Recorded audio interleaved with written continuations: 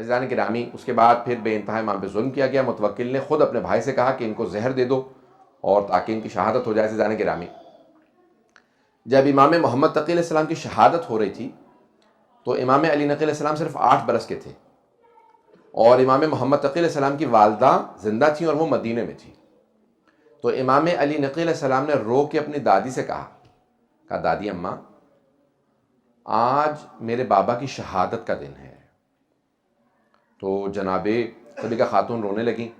کہا بیٹا ایسا مت کہو, میرا 25 برس کا جوان بیٹا ہے. کہا دادی اماں وہ جو اللہ کا ایک فرشتہ ہے جو امام کے ساتھ رہتا ہے نا, وہ اب میرے پاس آ گیا ہے. اس کا مطلب ہے میرے بابا کی شہادت ہو گئی ہے. میں آپ سے سوال کروں, کسی ماں کو اگر بیٹی کی شہادت کی خبر ملے تو کیا حالت ہو گئی ہوگی؟ روایت کے الفاظ ہیں جناب صدیقہ خاتون بے انتہا رونے لگیں, تڑپنے لگیں, اور ایک ہی دلاسا تھا وہ ان کا پوتا, وہ جو 2 پوتے اور 1 پوتی تھی, ان کو سینے سے لگایا, پیار کرنے لگی, رونے لگیں. کہا کہ میرا بیٹا مارا گیا. بچپنے سے یتیمی اس طرح سے امام علی نقی السلام نے دیکھی ہے. میں سوال کروں یتیمی کیسی بلا ہے؟ یہاں تک کہ پیغمبر السلام فرماتے ہیں یتیم بچے کے سامنے اپنے بچے کو پیار نہ کرو. پوچھا کیوں مولا؟ کہا کیونکہ جب وہ دیکھتا ہے نا کہ کوئی اپنے بچے کو پیار کر رہا ہے تو اس کا دل ٹوٹ جاتا ہے. عزیزان گرامی روایت کے الفاظ یہ ہیں کہ جب پہلی عید آئی تھی نا امام حسن مجتبیٰ کی شہادت کے بعد, یہ مسلسل جب عید آیا کرتی تھی تو امام حسین علیہ السلام جنت البقیع اپنے بھائی کی قبر پہ جایا کرتے تھے تو اپنے بچوں کی انگلی پکڑتے تھے لیکن سر پہ ہاتھ نہیں رکھتے تھے.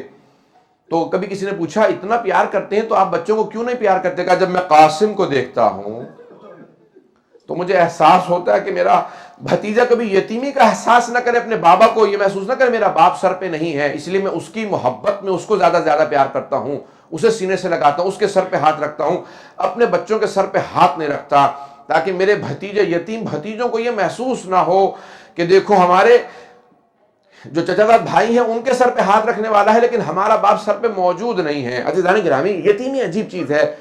امام علی نقی علیہ السلام نے 8 برس کے سن سے یتیمی دیکھی اور مسلسل یہ دیکھتے رہے کہ ہر طرف سے ظلم ہوتا رہا امام علیہ السلام پہ. عزیزان گرامی جب جناب سکینہ بنت الحسین کو پہلا تماچا لگا تھا نا تو انہوں نے اس لحظے میں اپنے چچا کو پکارا تھا اور کہا تھا کہ چچا جان آ کے دیکھیے ذرا میرے کانوں سے کتنا لہو بہ رہا ہے. عزیزان گرامی ایک سوال کروں گا کہ اب ذرا ایک مرتبہ تصور کیجئے, وہ امام علی نقی علیہ السلام جو 8 برس کے سن سے مسلسل اپنے بابا کو محسوس کرتے ہوں کہ میرے بابا کہاں پہ کاظمین کے اندر شہید ہوئے, وہاں پہ ان کو دفنایا گیا. عزیزان گرامی اب یہ مسلسل وقت کٹتا رہا یہاں تک کہ آخری لحظات ہیں امام علی نقی علیہ السلام کے. عزیزان گرامی کہتے ہیں کہ یہ جو ائمہ کو زہر دیے گئے ہیں نا ان میں جو سخت ترین زہر تھے وہ 4 اماموں کے تھے. اب وقت نہیں ہے کہ میں تفصیل سے جا سکوں, آخری جملے کو پیش کر رہا ہوں, اس کے بعد آپ ماتم کریں گے. عزیزان گرامی ذرا ایک مرتبہ آنکھیں بند کر کے تصور کیجئے گا. کیا تصور ہے؟ کہتے ہیں جیسا 4 اماموں کو زہر دیا گیا ویسا کسی کو نہیں دیا گیا. کیوں؟ وہ کہتے ہیں جو امام حسن مجتبیٰ کو زہر دیا گیا ویسا زہر کسی کا نہیں تھا. پوچھا کیوں؟ کہا کیونکہ امام کا کلیجہ نکل آیا تھا. کہ دوسرا کس کو زہر سخت دیا گیا تھا؟ کہ دوسرا امام رضا علیہ السلام کو. کہ کیسا زہر تھا؟ کہ جب زہر دیا گیا نا امام نے فوراً اپنے چہرے پہ رومال رکھا.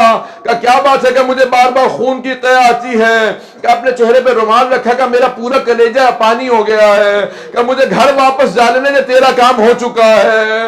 عزیزان گرامی 2 اور امام, ایک امام علی نقی علیہ السلام, آپ کے بیٹے جب امام حسن عسکری علیہ السلام قریب میں موجود تھے, کہ بیٹا مجھے سہارا دے کے بٹھا دو, میرے اجداد رسول خدا علی مرتضی سب آ گئے میرے لینے کے لیے, میری دادی زہرا موجود ہے. اجرکم اللہ. عزیزان گرامی اور ایک ہیں امام حسن عسکری علیہ السلام جن کو زہر دیا گیا, سب ترین زہر دیے گئے. عزیزان گرامی یہ آخری لحظات کیسے عجیب و غریب ہوتے ہیں. روایت کے الفاظ ہے سامرہ تھا, امام حسن عسکری علیہ السلام نے خود سے اپنے بابا کو غسل و کفن دیا. کفن دینے کے بعد بڑے شان و شوق سے کہا گھر میں شیعوں کو جمع کر لیا, کہ میرے بابا کا یہی جنازہ پڑھ لو. کہ مولا بہت لوگ جمع ہیں. کہ نہیں, وہاں متوکل مجھے جنازہ پڑھانے نہیں دے گا, وہ خود جنازہ پڑھانا چاہتا ہے, میں اپنے بابا کا یہاں جنازہ پڑھاؤں گا.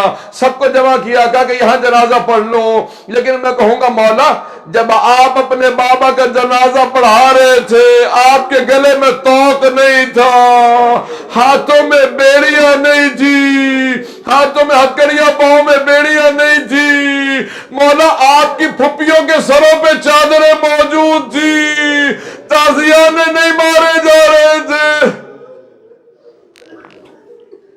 اللہ لعنت اللہ علی القوم الظالمین وسیعلم الذین ظلموا۔